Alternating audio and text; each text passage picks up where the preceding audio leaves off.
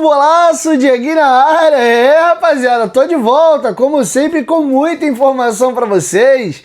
Like no começo do vídeo que ajuda bastante. Quem estiver chegando pela primeira vez aí no canal, já se inscreva, ative o sininho das notificações e, claro, sigam o nosso perfil oficial lá no Instagram. E aí, ó, mais uma quiz da lojinha do Futebolaço.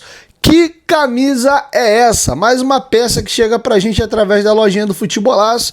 E no final do vídeo eu explico pra vocês. Detalhe, 6 estrelas. Não tinha 8 estrelas, também já não tinha mais 4 nem 5. Então já dá pra dizer que tem um spoiler interessante de que ano essa camisa aqui. Deixa aí embaixo nos comentários. Belezinha? Bom, mais uma peça que chega pra gente através da lojinha do Futebolaço. Inclusive, galera, se liga. Peças da minha própria coleção que eu estou disponibilizando para venda. Camisa muito icônica da Força Jovem aí dos anos 90. Galera mais antiga com certeza já viu essa camisa. Isso aqui era febre na época. Tá? Essa camisa está sendo vendida por R$250.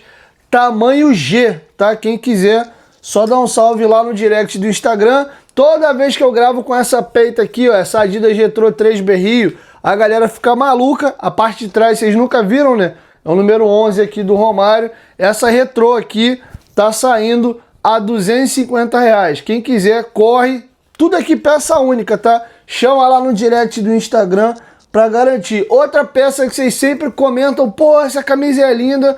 Camisa VG do Vasco, tamanho GG, também tá saindo por R$250. E a época pede, né? Esse friozinho gostoso, esse casaco da reserva aqui, ó. Peça rara de achar, tamanho GG, material dele é incrível, grosso, camisa de viagem do Vasco aí 2023, 2024, tá saindo a R$500, esse casaco aqui tamanho GG, tá bom? Quem quiser, entre em contato com a gente, chegou a reposição daquela templária do Vasco vermelha e branca, tamanho GG, tem mais ou menos umas 20 peças disponíveis lá no nosso perfil no Instagram, tá? Essas aqui específicas estão saindo da minha coleção, eu tô colocando à disposição para vocês sempre comentam aqui nos vídeos, então tá aí quem quiser adquirir. Corre que todas elas é uma peça só, a da Força Jovem é G, as outras 3 aqui que eu mostrei para vocês é GG. Dito isso, galera, vamos agora aí para as informações. O Diniz completou contra o São Paulo um mês sobre o comando do Vasco da Gama e um mês interessante, são 3 vitórias, 3 derrotas e 2 empates ou um empate, enfim. Mas o Fernando Diniz conseguiu até aqui demonstrar um bom futebol com a camisa do Vasco. Alguns jogadores aproveitaram esse período do Diniz e cresceram, outros perderam ainda mais espaço e teve uma galera que seguiu na mesma. Eu queria pensar aqui algumas situações. Na minha opinião, nesse período de um mês do Diniz, o melhor jogador do Vasco foi o Rayan. Eu acho que o Rayan não só foi o melhor, mas como foi o jogador que mais cresceu. O Verratti é o artilheiro nessa era Diniz de 7 jogos, com 5 gols. Porém, o Rayan tem 3 gols, mas eu percebo que o Rayan é mais importante para os jogos, é mais protagonista. Na própria derrota para o Fluminense, o Rayan foi o melhor em campo. Quase fez um golaço, chutou aquela bola lá no travessão. Depois tem uma jogada de perigo dele no início do segundo tempo. O próprio lance do gol do Vasco do João Vitor é uma arrancada dele que ele sofre falta. O Rayan vem muito bem. Até nos jogos que às vezes o Vasco dá uma claudicada, ele tem puxado esse protagonismo. Inclusive o Souza deu uma entrevista ao companheiro Benjamin Bach no podcast dele e comparou o Rayan ao Adriano Imperador. Ele vê potencial no Rayan para igualar ou superar o Adriano. E aí o Benja até faz um contraponto para ele, pô, Adriano tá pegando pesado demais com o menino não. E ele falou, olha, o Adriano quando tava aqui no Brasil, no Flamengo, ele não era tão badalado assim não, ele foi estourar lá fora, inclusive começou a carreira de lateral esquerdo e de fato o Adriano não saiu consagrado do Flamengo, ele foi estourar mesmo fora do país. Mas enfim, eu já até fiz esse comentário algumas vezes pela questão do porte físico, a posição ser similar, ambos serem canhotos, mas eu acho que o Adriano tinha um pouco mais de refino técnico, o que não quer dizer que o Rayan não possa desenvolver. E posição, né? O Rayan no Vasco tem jogado de ponta, o Adriano estoura na carreira aí jogando de centroavante ali, ou um segundo atacante ao lado do 9 mais fixo, né? Na época jogava-se muito no 4-4-2, o Rayan já vem jogando aberto, posição que inclusive eu não acho que é a melhor. Eu prefiro de fato o Ryan jogando de 9, um 9 com mobilidade, mas o Ryan tá muito bem. Eu queria te ouvir. Deixa a sua opinião aqui embaixo nos comentários se você acha que esse comentário aí, essa opinião do Souza vale e se dá para comparar em alguma coisa o Ryan com o Adriano. E olha como as coisas mudam, né? O Ryan era muito cobrado, muito xingado pela torcida do Vasco. Inclusive, ano passado ou foi ano retrasado, quem lembra daquele protesto que teve na porta do CT? E aí os jogadores passavam, né, tomavam a dura de alguns torcedores que estavam fazendo um protesto, e o Ryan foi um dos mais xingados, né? O cara virou pra ele e falou assim: você aí é o mar mole, você é o mar novo e você é o mar frouxo. É o mar mole. E o Ryan ficou olhando com a cara assim, meio de que não estava gostando muito, mas as coisas passaram e sob o comando do Fernando Diniz, o moleque vem deslanchando. Inclusive o próprio Diniz pediu para que o Vasco não venda ele, porque ele acredita que o Ryan vai se desenvolver ainda mais, e se o Vasco esperar um pouquinho mais, o Ryan vai ser vendido por um valor superior. Eu não tenho dúvida que se o Vasco bater o pé na mesa e falar não vendo agora, isso faz com que o preço do jogador por si só já suba, porque a galera já vai entender que, ó, os caras vão fazer jogo duro, mano. Segurou uma janela aí, então para tirar vai ter que ser a proposta.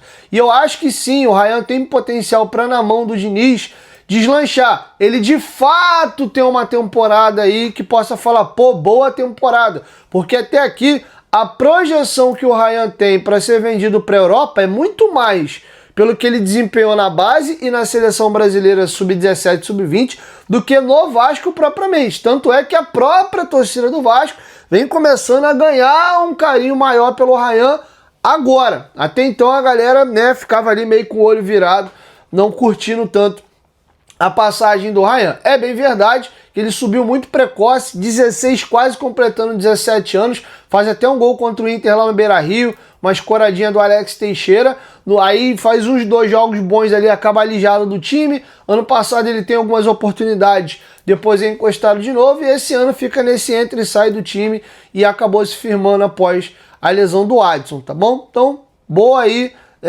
sorte ao Ryan, que ele consiga botar aí a cabecinha dele no lugar nesse período de férias e voltar ainda mais focado para ajudar o Vascão.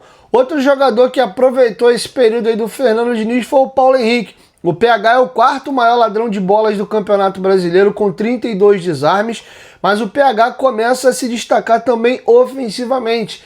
Desses 8 jogos aí do Fernando Diniz, o PH atuou em 7. Um jogo ele estava suspenso e ficou de fora. E o PH, nesses 7 jogos aí sob o comando do Diniz, tem 3 assistências e um gol marcado. Inclusive contra o São Paulo, ele participou de 2 gols ali. Uma jogada lindíssima que ele vai no fundo e acha o Verratti, e aquela deixadinha de letra / calcanhar para o Ryan arrancar e fazer o gol ali dele contra o São Paulo. PH que está muito bem e começa também a desenvolver o seu jogo na parte ofensiva. Defensivamente, ele sempre foi muito festejado. O Coutinho fez uma grande partida, talvez a melhor partida dele com a camisa do Vasco desde que ele retornou à colina histórica, talvez até se considerar o todo, se bem que aquele jogo dele contra o Botafogo, naquela goleada de 6-0 em cima do Botafogo, ele foi muito bem naquele dia.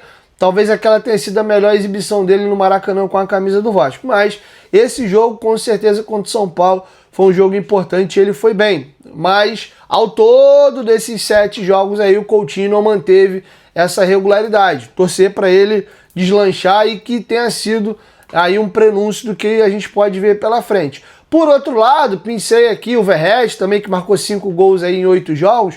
Por outro lado, a gente também tem que falar da galera que perdeu um pouco de moral. O Luiz Gustavo começa como titular e acaba indo para o banco para o Lucas Freitas, ele se firma. O Luiz Gustavo dá para dizer que ele se consolida como uma peça útil dentro do elenco que a gente hoje conta com ele. Até então ele era só aquele fundo de elenco. Agora a gente conta com o Luiz Gustavo, mesmo ele perdendo a titularidade. Dá para dizer que ele cresceu na mão do Fernando Diniz. Por outro lado, o Lloyd foi talvez aí quem se queimou mais. Depois daqueles gestos dele lá contra o Operário, ele ficou fora de 2 jogos na sequência, né? Alegou aquela questão ali da gastroenterite, mas sinceramente eu não sei se foi bem isso não. Ele voltou a ser relacionado contra o Fluminense, não saiu do banco, só saiu do banco em 2 partidas, mas o Diniz já colocou ele nos acréscimos do segundo tempo. Não sei se isso é um chá de cadeira ou se de fato é que o Diniz não vem usando quase o banco. Foi até um questionamento que eu fiz no nosso último pós-jogo e vi até algumas pessoas reclamando desse comentário que eu fiz. Se tem jogador no banco, tem que trocar, galera. Enfim, respeito aí as opiniões de quem pensa diferente. Beleza? Então o Lloyd aí parece que deu uma andada para trás na fila, ele vinha entrando com frequência, fez até alguns bons jogos ali, principalmente com o Felipe, partidaço contra o Palmeiras, havia entrado bem no jogo lá do Operário de Ponta Grossa no Paraná, ele parecia que ia deslanchar, mas teve o problema ali daquela pseudo-contusão dele contra o Palmeiras e depois a indisciplina contra a equipe do Operário em São Januário. Então foi um jogador que andou uns passinhos aí para trás. Mas eu quero te ouvir, faz o seu balanço, deixa aqui embaixo nos comentários se você está gostando desse primeiro mês aí do Fernando Diniz no comando do Vasco. Beleza? Virando a chave, galera, queria falar com vocês agora de outro assunto também importante. Qual o assunto importante, Dieguinho? A CBF acabou de atualizar a questão da Copa do Brasil. Agora, além de dia e ordem dos confrontos, nós temos o horário. O Vasco pega a equipe do CSA dia 30 de julho em Maceió, tá confirmado, o jogo é no Rei Pelé, não vai ter venda de mano de campo. Alô, galera do Norte, Nordeste aí, a própria galera de Alagoas. Fica ligado aí, CSA e Vasco, 7 horas da noite no Rei Pelé, dia 30 de julho, transmissão do Sport TV e do Premier. Depois, o jogo da volta, nós teremos Vasco e CSA 21h30 em São Januário, dia 5 de agosto. Aproveitar, mandar um beijão pro meu primo, que é um dos meus melhores amigos. O David faz aniversário aí dia 5 de agosto. Tamo junto, seu cachorro, seu safado. Tomara que o Vascão te presenteie com esse... no dia do teu aniversário, com essa classificação. E todos nós estaremos muito felizes, tá bom? Então tá feito aí o registro para vocês. Outra informação importante, o Admar Lopes, nosso novo diretor executivo, desembarcou no Rio de Janeiro agora há pouquinho, tá passando para vocês aí as pouquíssimas palavras que ele deu ali à imprensa, dar os créditos aos companheiros do BTB Esporte, deixar um trechinho ali dizendo que em breve vai falar com a torcida, ou seja, o Vasco deve convocar entrevista coletiva muito em breve aí para apresentar o seu novo diretor executivo. Confere aí. Dá um tchauzinho aqui pra galera. É um prazer muito grande estar aqui. Nos próximos dias eu falo com vocês, tá bem? Agora vão estar a trabalhar e um oi para todo mundo. Para a torcida. Seja muito bem-vindo ao Gigante da Colina. Um abraço pra galera.